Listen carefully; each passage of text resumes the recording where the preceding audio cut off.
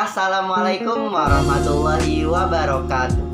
Halo semuanya, perkenalkan nama saya Muhammad Devantri Oktapadahan dari kelas 12 MIPA 2 SMA Negeri 111 Jakarta. Saya bernomor absen 17. Di video kali ini saya akan membahas serta sedikit menjelaskan mengenai teks cerita sejarah disertai dengan pembahasan soal mengenai analisis struktur teks cerita sejarah. Nah, tunggu apa lagi? Yuk kita langsung masuk materinya. Let's go!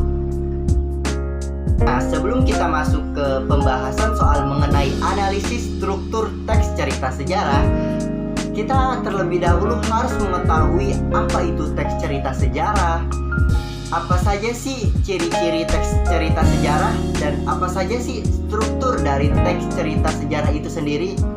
Nah, yuk kita bahas.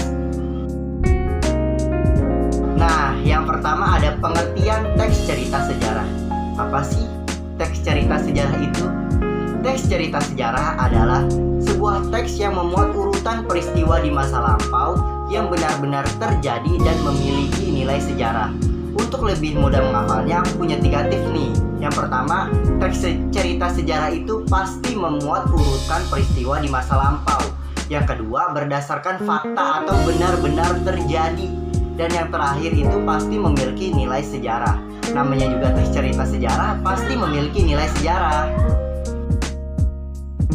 Yang kedua ada ciri-ciri teks cerita sejarah. Umumnya teks cerita sejarah memiliki 3 ciri-ciri.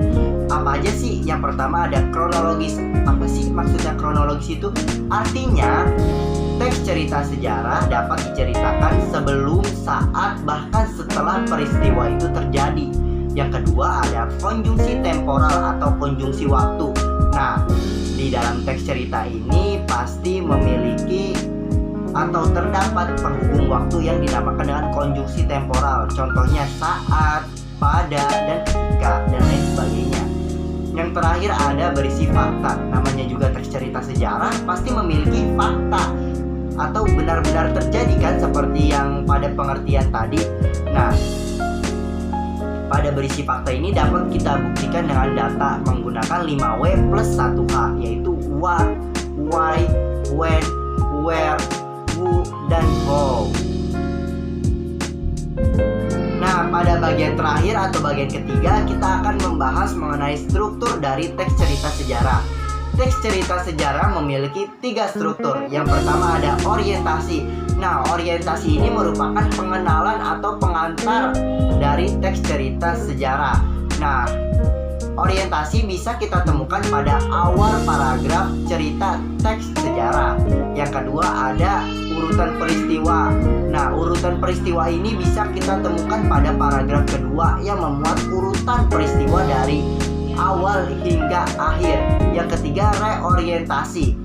Nah, reorientasi ini kita tidak bisa menemukan di dalam teks cerita sejarah, karena reorientasi ini merupakan pendapat penulis tentang hal atau pembahasan utama pada teks cerita sejarah. Nah, setelah sebelumnya kita sudah membahas tentang pengertian dari teks cerita sejarah, ciri-ciri dari teks cerita sejarah, dan struktur dari teks cerita sejarah, maka selanjutnya kita akan melakukan pembahasan soal tentang analisis dari struktur teks cerita sejarah. Nah, yang pertama kita lihat dari nomor 1. Nah, nomor 1 ini cermati penggalan teks novel sejarah berikut. Kala itu tahun 1309 segenap rakyat berkumpul di alun-alun kerajaan Majapahit. Semua berdoa, apapun warga agamanya, apakah Siwa, Buddha maupun Hindu, semua arah perhatian ditujukan dalam satu pandang ke Purwakarta yang tidak dijaga ketat-ketat. Nah, kutipan tersebut termasuk bagian struktur. Sebelum menjawab struktur apakah ini, kita cermati dulu nih. Yang pertama ada konjungsi temporal, yaitu kala itu. Nah, yang selanjutnya juga ada segenap rakyat berkumpul di alun-alun kerajaan Majapahit. Nah, semuanya berdoa. Kalau urutan peristiwa nggak masuk, karena biasanya urutan peristiwa itu di paragraf kedua dan kayaknya udah mulai muncul konflik. Nah, kalau reorientasi juga nggak mungkin, maka jawaban yang tepat adalah orientasi, karena ini merujuk pada pengenalan dari teks cerita sejarah. Dan biasanya kalau konjungsi temporal itu biasa dipakai di awal kalimat pada paragraf pertama yang merupakan ciri khusus dari orientasi. Nah, selanjutnya nomor 2. Soalnya adalah Teuku Umar merahasiakan rencana untuk menipu Belanda meskipun ia dituduh sebagai pengkhianat oleh orang Aceh. Soalnya kutipan teks cerita sejarah tersebut merupakan bagian.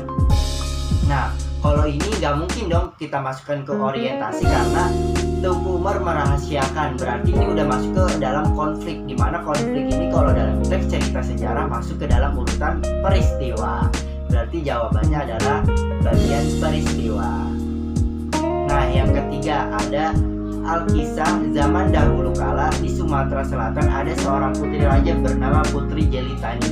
Tapi dia akrab dipanggil Putri Kemarau sebab dilahirkan pada musim kemarau.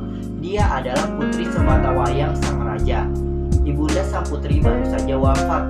Sebagai putri tunggal, dia juga sangat disayangi oleh ayahnya. Sedangkan ayahnya adalah seorang pemimpin yang arif dan juga bijaksana. Negeri dan rakyatnya juga hidup makmur dan tentram. Soalnya kutipan teks cerita sejarah tersebut merupakan bagian. Kita amati lagi nih, Alkisah zaman dahulu merupakan ciri-ciri dari bagian orientasi. Kenapa? Karena biasanya kalau membahas tentang Alkisah zaman dahulu, pada zaman dahulu itu pasti pada paragraf pertama dan awal kalimat, dimana seperti yang kita sudah bahas tadi, paragraf pertama merupakan ciri dari bagian orientasi. Maka bisa kita katakan bahwa struktur dari teks cerita sejarah pada nomor 3 ini merupakan orientasi. Nah, yang keempat, suatu ketika negeri itu sedang dilanda kemarau yang sangat panjang. Sungai-sungai kekeringan dan air danau juga menjadi surut. Padang rumput telah hangus terbakar terik matahari. Ternak-ternak warga juga banyak yang mati. Tanah menjadi kering dan pecah-pecah sampai hasil panen juga gagal. Warga banyak yang terserang penyakit serta dilanda kelaparan. Melihat keadaan itu, sang raja yang arif dan bijaksana itu pun langsung bertindak. Dia segera mencari peramal untuk mencari jalan keluar dari kesulitan itu. Setelah banyak peramal yang ia temui, tapi belum seorang pun yang bisa memberinya jalan keluar. Cermati dulu nih, suatu ketika negeri itu dilanda kemarau, berarti udah mulai merujuk ke konflik atau permasalahan dari cerita tersebut nih. Berarti kalau udah masuk ke konflik, biasanya ini terdapat pada paragraf kedua atau seterusnya. Nah, kalau paragraf kedua atau seterusnya berarti bisa dikatakan bahwa teks cerita ini merupakan bagian urutan peristiwa. Nah, yang terakhir ini ada Putri Jelitani atau Putri Kemarau merupakan sosok pahlawan yang menyelamatkan permasalahan itu. Ayah permasalahan itu di daerah kerajaannya. Dia berani menaruh nyawanya demi kesejahteraan rakyatnya. Selain itu, ayahnya sangat bijaksana, mampu memimpin kerajaan sehingga bisa menenteramkan rakyatnya. Nah, kita cermati dulu yuk penggalan ceritanya. Nah, merupakan sosok pahlawan yang menyelamatkan permasalahan di daerah kerajaannya. Ini kayak pendapat seseorang nih, pendapat penulis nih. Nah, dijelasin lagi nih, dia juga berani menaruhkan nyawanya demi kesejahteraan rakyat. Makin jelas kalau ini merupakan pendapat penulis mengenai teks cerita yang telah dibacanya. Berarti dengan demikian pada nomor 5 ini termasuk ke dalam bagian reorientasi.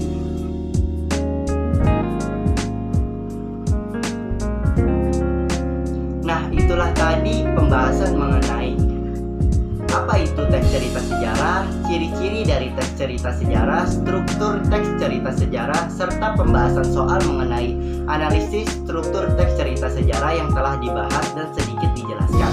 Semoga dengan adanya video ini dapat menambah wawasan dan ilmu mengenai teks cerita sejarah. Kurang lebihnya mohon maaf. Saya akhiri. Wassalamualaikum warahmatullahi wabarakatuh. See you.